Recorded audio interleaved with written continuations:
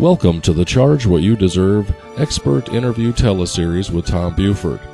Right now, he is talking with Viki Viertel, founder of Digital Buddha Studios, who helps entrepreneurs increase their visibility and credibility with cutting-edge marketing methods. Let's listen in.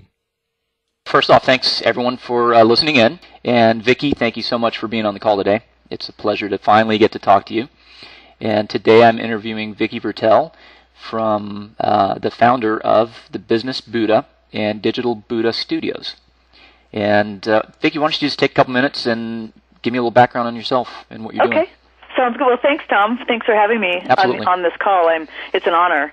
To give you a little background about my life as an entrepreneur, I promise I'll be quick. The Business Buddha was born out of a necessity to really reach out and give back.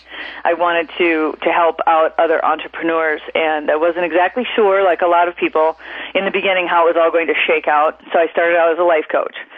And that wasn't my calling. It was close, but not quite there. And so after going through more coaching of my own, getting really honed down, I realized what I really wanted to work with was entrepreneurs starting out. So I wanted to take my 2 decades of being in business, mostly offline at that point, so on and offline, but mostly offline, and take all that stuff that I learned about everything from actually setting the business up to relationship, harvesting and growing and nurturing, and the whole picture, and really teach it back.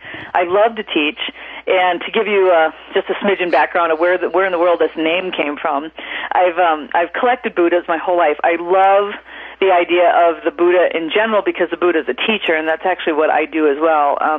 In another life, I taught in surgery for 24 years, so. Very cool. So the teaching aspect was really important to me. And I always had businesses. I helped people with their businesses, or had many, many of my own. And boy, they've been the gamut, lots of different things. And always I loved it, had a lot of fun, and was a serial entrepreneur like every single person within the sound of my voice right now. We all suffer from the same thing, right? So the Business Buddha, this is somebody coined me that because they see all the Buddhas in my house and the whole aspect with business, and then that the name just stuck. So that's where that came from. And I've never looked back, because the people that come into my fold are entrepreneurs that are looking to either they've never ever been in business before, or they've been in business for a little while and they've fallen flat on their face. We've all done it. We've all been there, where it's just, it's usually crash into a wall, pick yourself up, dust yourself off, and start over. Mm-hmm. It's the people that they have guts and heart, and they want to keep going. They realize this is a tough road, and it's not for being an entrepreneur is not for the faint of heart. That's for sure. Mm-hmm. Absolutely.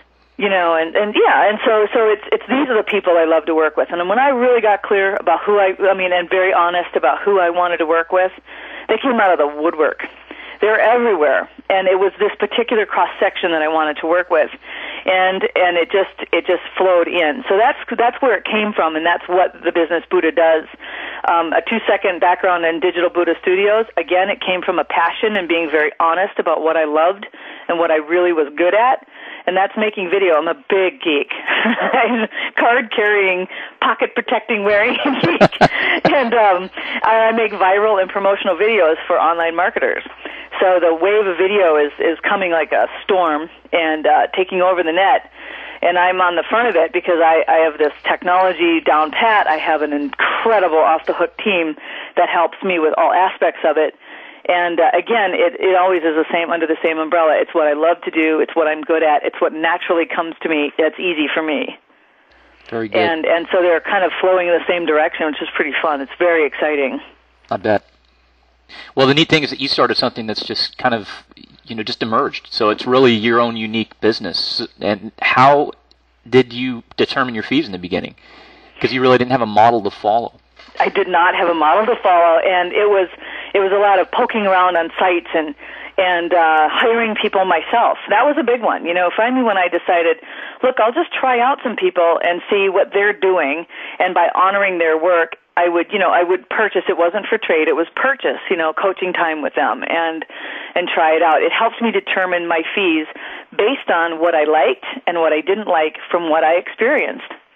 And it was, again, being very honest. So I've agreed to pay their fees, and for some people, it was like, you're not charging enough for the incredible value that I get back. I just felt like, wow, they could be charging a lot more. So in the beginning, my research began that way, a little tire kicking, a little snooping around, and then actually purchasing. Okay. So I gathered data that way, from a couple different areas. And then I decided that for whatever fee I was going to charge, I was going to absolutely over-deliver. And you might hear a few conflicting ideas along the way with people having different opinions about it. Remember also that you're hearing people's agendas as well. Yeah. So when that was another thing that I love that you asked me this, because mentioning to anybody within the sound of my voice, yet again, if you're struggling with what do I charge, and you start to ask a lot of people out there, you'll get their agenda. So really take it with a grain of salt. Mm-hmm. And the research comes from within. So you're out there poking around and seeing what feels right to you. That's what you do. In my early days of coaching, they said that you should show whatever you charge. It's the amount is whatever you can say with a straight face, and then add 10%. And it was funny in the beginning to hear that, but in truth, that really didn't resonate with me. Mm-hmm. And I'm a giver, and every coach on this call, we're all kind of cut from that cloth. So you know what? Give, over deliver. Really, you show up there for your call 150%. You're absolutely there for your client, and your fees should reflect that. You need to be paid for and honored so that you can continue giving what you give. Mm-hmm. So to set up your fees, it starts with getting a baseline of kind of feeling your way around out there, and a litmus test of what people are charging, and then you decide what it is you're going to give. And then you need to honor the time spending doing that. Absolutely. Yeah, I think that's a great point too, because there's nothing wrong with giving, and that's the thing. One of the things that I try to express in with my clients and in the Charge What You Deserve program is that this isn't just about double your fees and go out and ask for it. I mean, there's a lot more to it, and for some people, that's what they need to do.